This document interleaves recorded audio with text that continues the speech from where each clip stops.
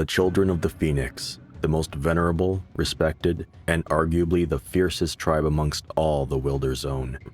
Even the prideful Blood Eagle are forced to grudgingly respect the effectiveness of their warriors in combat. They are the first tribe, a beacon to all who wish to truly live free away from the great human empire. But to understand who and what they are as a people, we need to go back to the Starsiege era and talk about the man they based their philosophy on, Harabec Weathers, aka the Phoenix. The exploits of Harabec were well documented in history. A disgraced Imperial knight who joined the Martian Rebellion, helped win Mars its freedom, and rose to become a prominent figure alongside his brother Kanan when the Cybrids would return again in 2829. However, what no one knew at the time was that Harabec, like the first Emperor Petrison and a small collection of others, was an immortal. Unlike typical stories of immortality, Harabec and the others like him used organomeck brains to house their beings. Once the body died or became too frail to continue using, the brain would be extracted from the first body and be placed into a new one. In theory, short of a catastrophic brain injury, the mind and the person it contained would live forever by swapping bodies as needed. When Harabec died on Pluto during Cardinal Spear, the humans' last-ditch attempt to destroy Prometheus, Kanan returned to the wreckage of his brother's Herc after they succeeded, and removed his head in order to satisfy an oath he made to Emperor Petrison years prior, regarding Harabec's defection from the Knights. But Kanan was unaware of Harabec's immortality and had inadvertently saved his life. What happened to Harabec after is unknown, but it was assumed he was placed into a new body to live again. Even when knowledge of the immortals living amongst humanity became public sometime between the Starsiege and Fire Truce eras, no one knew what became of him. Then came the Diaspora, when humanity's discovery of the Meta Jump Gate network led to the rapid expansion of human settlement across the galaxy. The first generations of these settlers took pride in their nomadic lifestyle and ability to live away from the Empire. Eventually, they would coalesce themselves into a tribe and begin to call themselves the Children of the Phoenix, for they claimed to be following the teachings of Harabec themselves, but whether or not they had ties to the original Phoenix was a complete mystery. 50 years after the Children of the Phoenix announced themselves to the universe, the Imperial Knight Order of the Blood Eagle entered Phoenix space to put an end to this tribe. The ensuing conflict between the two factions would eventually cause the Splintering, where new tribes would break off from the Children to establish themselves, such as the Starwolf and Diamond Sword tribes. In the 500 years since the Splintering, the Children of the Phoenix would make the reunification of the tribes their primary goal. While they certainly had the warriors and force projection to easily bring the other tribes back under their banner, instead the Phoenix chose to display the righteousness of their philosophy through the honor of their warriors, the justice of their ways, and their unending dedication to the cause of peaceful unity. In essence, by being the most sterling examples of tribal humanity for all to see, they believed the others would eventually see their own foolishness and return to the fold. To this end, the Children of the Phoenix created the Fire Truce, an event held twice per century similar to the old Olympic Games on ancient Terra. Like its predecessor, it would be where all the tribes would compete in a series of events to promote unity and encourage its participants to return to the Phoenix's ranks. While initially successful in promoting these goals, by the time of the 7th Fire Truce, the games were seen more as a means to humiliate rivals and be a forum for political intrigue. The most important and central aspect for the Children of the Phoenix was their adherence to the tenets of Harabec, a set of rules that they abide by and expect the other tribes to follow as well, in order to measure the scale of conflict between factions. The Blood Eagle, being longtime enemies of the Phoenix, would openly scoff and disregard the tenets. However, many tribes do still adhere to them. The major tenets are as follows. Challenge honorably. Warriors must challenge others in equal skill and weaponry. It is considered dishonorable for higher status warriors to challenge those of lower standing, and vice versa. However, exceptions are made depending if a party has been provoked in the level of provocation. Accept honorable surrender. When a warrior casts down their weapons, the duel is over and it is considered a sign of surrender and an oath to cease combat by the loser. However, tribal society in general sees surrender as cowardly unless terms are agreed upon first. The Blood Eagle, on the other hand, think all surrender is dishonorable, but will cease hostilities with warriors who have fought valiantly enough to earn their respect, or in cases where the Eagles need to save face. Torture of prisoners is dishonorable. Unfortunately, this rule is widely ignored by an alarming percentage of tribes, especially those that use it as a method of intelligence gathering like the Blood Eagle.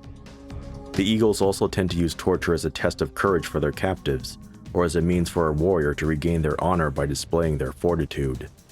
Submit disputes to the elders of the tribe, another tenet that is generally ignored, especially when emotions run hot and matters of honor are involved. Slay warriors in battle, spare the innocent. Exactly as it says, warriors fight warriors and do not slaughter non-combatants. However, tribal society is such that almost everyone is trained to fight as a warrior and often end up doing as such. For example, when a planet is invaded, the entire population could take up arms to repel the invaders. Remember the suffering of our ancestors on Terra. Do not tolerate the existence of Cybrids. Do not destroy the ability of man to make any planet a home. It appears that even in the 40th century, humanity is still not fully rid of the tin cans. Any attack by the Cybrids is to be met with a unified effort by all tribes to stand against them. Although, the Cybrids have never journeyed into the Wilder Zone and have almost completely disappeared from existence. The second half of this tenet refers to how the Cybrids would use ecocidal strategy on Earth during the Starsiege and specifically forbids the use of biological weaponry or any weapon of mass destruction that could severely destroy a planet's ability to sustain human life.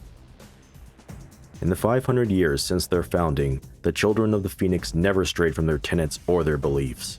Regardless of how bloody the tribal wars became, they always believed that one day their example and dedication to the cause of peace would bring their wayward sons and daughters back into the fold. Okay, I have to break the narrative here to give a brief warning about how canon the next part coming up is. Starsiege and Starsiege tribes both gave comprehensive official documentation about how the universe worked. But when Tribes 2 came along, they seemed to downplay a lot of the lore they had built up, with a few exceptions in the faction description section of the manual, mainly being that the Star Wolf were badly weakened and warring with the Bioderm hordes, and the Children of the Phoenix were now the more militant Harbingers of the Phoenix. The document I pulled this from is a complete timeline made by a staff member of the old Tribes roleplayers / Starsiege universe site by the name of Core. Now I know that they did have ties with Blake Hutchins when Starsiege 2845 came about, and I believe they did tap him to clear up some tribe stuff. But in terms of how canon this timeline document is, I have no idea. Normally I would try to avoid this kind of gray area, but a lot of what is mentioned seems to line up. It's not surprising since back in the early mid-2000s, Tribes roleplayers was the closest we had to an authority on the universe. So TLDR, I can't fully guarantee how canon this next section is as I have no way of verifying it. Also, if there's anyone out there who can shed some light on this, please leave a comment down below. I've also left a link to the timeline document in the description for anyone who wishes to view it. However, by the time of the 7th Fire Truce in 3941, a growing movement within the Phoenix calling themselves the Harbingers of the Phoenix believed that their current strategy to unite the tribes through peaceful methods was utterly ineffective. Led by a man named General Anton Maldari, he argued for a great crusade that would forcibly bring the other tribes to heel. But the current tribal leader, Phoenix Prime Ren Gistos Harabec, resisted these attempts to stray from the path they were on, and had the support to keep Maldari's supporters at bay. While unrest within the Phoenix began to steadily rise, the Harbingers were more than content to debate their viewpoints in tribal council. That all changed when Ren Gistos Harabec was assassinated while he was making his unity speech at the beginning of the 7th Fire Truce. While there are no records of the assassin being caught, support for General Maldari and the Harbingers grew to the point where he became the new Phoenix Prime. With his new position, Maldari would have the capability to launch the great crusade he and his supporters had yearned for. But his plans for forceful unification would have to be put on hold. The great scourge that had been plaguing the Empire had finally arrived in the Wilder Zone shortly after the assassination. The scourge were bioderms, humanoid beings that were both biological and cybernetic. They served the Empire as both warriors and laborers until they rose up against their masters, much like the Cybrids had before them. Now they had come to the Wilder Zone to plunder its resources for their ongoing war with the Imperials, and cared little for the tribes of man or their politics. Whether it was Imperial or tribal, all of humanity would pay for their former bondage. In the face of this new threat, all tribes would eventually join together under a new organization called the Pact. It would seem that the Scourge had accomplished in less than a year what the Phoenix had worked towards for 5 centuries, the unification of the tribes. But the future for the first tribe from this point is unknown. Time would tell if the pact would hold, or if Maldari and the Harbingers would take advantage of the new war and bring about the dream of one tribe under the Phoenix. But if there's one thing about the Starsiege universe that is certain, is that it's a story of humanity, and as such, anything is possible. P.S. No, I'm not going to talk about Tribe's vengeance. The writing staff had completely changed by the time of its development, and the universe it portrayed was far different than was established. I can't remember who said it, but someone on the old 2845 forums called Tribes V a hollow novel about actual events that took place in the universe. The closest example I can think of that illustrates his point would be the 2001 movie Pearl Harbor, compared to the actual attack on Pearl Harbor. So in essence, a heavily modified version of events to appeal to audiences with a love story tacked on. I've kinda gone with that since. I did like its gameplay though. There was once a player who went to a great big LAN party. Each day during that party, he would come in and tell the security guard at the door, "I'm a famous thief, and this LAN will not go unplundered." These words disturbed the security guard deeply, as the LAN was full of expensive equipment. Each day he would watch the player carefully and give him full-body searches after the day was over, but to no avail. At the end of the festivities, the player told the security guard that he has plundered a great deal of booty. Greatly perplexed, the guard asked him what booty was the player talking about, since nothing was found on him. Player smiled and said, "I've been stealing strategies."